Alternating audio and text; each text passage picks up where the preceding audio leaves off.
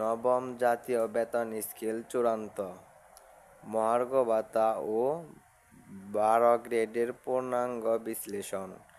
পেনশনকারীদের জন্য 45% মহার্ঘ ভাতা।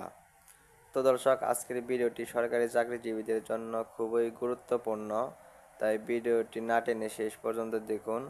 আর এখন পর্যন্ত যারা আমাদের চ্যানেলটি সাবস্ক্রাইব করেননি, দ্রুত সাবস্ক্রাইব করে ফেলুন। মহার্ঘ ভাতার সর্বশেষ আপডেট সবার আগে পেতে আমাদের চ্যানেলটি সাবস্ক্রাইব করে ফেলুন। তো দর্শক, সরকারি চাকরিজীবীদের জন্য একটি যুগান্তকারী খবর এসেছে। চূড়ান্ত হয়েছে নতুন পে স্কেল, যেখানে 12টি গ্রেড নির্ধারণ হয়েছে। সবচেয়ে কম বেতন শুরু হচ্ছে 27,000 টাকা থেকে এবং পেনশনারদের জন্য 45% মহার্ঘ ভাতা ঘোষণা এসেছে। দীর্ঘ 10 বছর অপেক্ষার পর অবশেষে নবম জাতীয় বেতন স্কেল গ্যাজেট আকারে প্রকাশ পেয়েছে। উচ্চ পর্যায়ের সরকারি সূত্রে জানা গেছে, আসন্ন নির্বাচনের আগেই এই পে স্কেল বাস্তবায়নের শুরু হবে। নতুন কাঠামোয় আগের 20টি গ্রেড বাতিল করে মোট 12টি গ্রেড চালু করা হয়েছে এবং 2015 সালের 8ম বেতন স্কেল সম্পূর্ণভাবে বিলুপ্ত করা হয়েছে। প্রায় 15 লাখ সরকারি কর্মচারীর জন্য এটি একটি আনন্দদায়ক ও প্রত্যাশিত সিদ্ধান্ত হিসেবে দেখা দিয়েছে। গ্যাজেট বাস্তবায়নের দায়িত্ব নেওয়া হয়েছে নবম বেতন কমিশনের প্রধান ও সাবেক সচিব জাকির আহমেদ খানকে।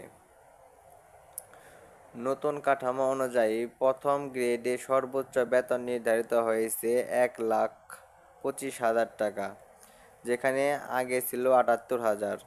দ্বিতীয় গ্রেড থেকে পঞ্চম গ্রেড পর্যন্ত একই উচ্চসীমা বজায় রেখে একটি ভারসাম্যপূর্ণ ব্যবস্থা তৈরি করা হয়েছে।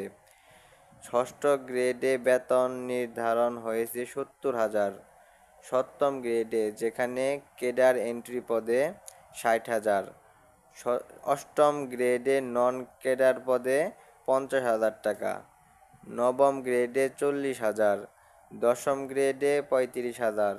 একাদশ গ্রেডে 30,000 এবং দ্বাদশ তথা সর্বনিম্ন গ্রেডে বেতন নির্ধারিত হয়েছে 27,000 টাকা। এটি কর্মজীবনের শুরু থেকেই প্রযোজ্য হবে। উল্লেখ্য, পূর্বে একজন নবীন কর্মচারীর মাত্র 8,200 টাকা দিয়ে কাজ শুরু করতেন। সেই তুলনায় এটি বিশাল অগ্রগতি। তো দর্শক, এই পর্যন্ত এসেও যারা এখন পর্যন্ত আমাদের চ্যানেলটি সাবস্ক্রাইব করেননি, দ্রুত সাবস্ক্রাইব করে ফেলুন। মহার্ঘ ভাতার সর্বশেষ আপডেট সবার আগে পেতে আমাদের চ্যানেলটি সাবস্ক্রাইব করে ফেলুন। বিশেষ করে এই নতুন কাঠামোয় সবচেয়ে বেশি উপকৃত হবেন তৃতীয় ও চতুর্থ শ্রেণীর কর্মচারীরা, যাদের অনেকেই দীর্ঘদিন ধরে ন্যূনতম বেতন নিয়ে মানবেতর জীবন কাটাচ্ছিলেন।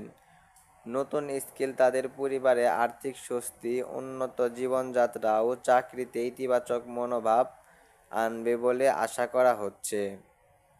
সরকারি সূত্র অনুযায়ী এই পে স্কেল বাস্তবায়ন করা হবে 2025 সালের ডিসেম্বরের মধ্যে এবং অন্তর্বর্তীকালীন সরকারের অধীনেই এটি কার্যকর হবে।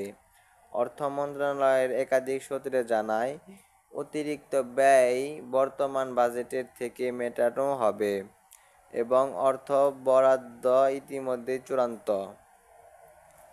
পেনশনারদের জন্য রয়েছে একটি সুখবর, তাদের জন্য 45% মহার্ঘ ভাতা সুবিধা নিশ্চিত করা হয়েছে। বহুদিন পর এই শ্রেণীর মানুষদের জন্য এটি একটি বড় আর্থিক স্বস্তির বার্তা। এছাড়া নতুন স্কেল আওতায় বাড়ি ভাড়া, চিকিৎসা ভাতা ও অন্যান্য সুযোগ সুবিধাগুলোতেও সংস্কার আসতে পারে বলে ইঙ্গিত মিলেছে।